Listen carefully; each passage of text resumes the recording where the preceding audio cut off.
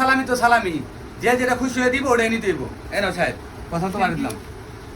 এই যে বড় ভাই নাও, এই যে সুমন্ত রাও, এই যে পয়সা তো মাত্র দেওয়ার দরকার নাই, ওই নামাজ পড়ে নাই এদের, ঠিক আছে?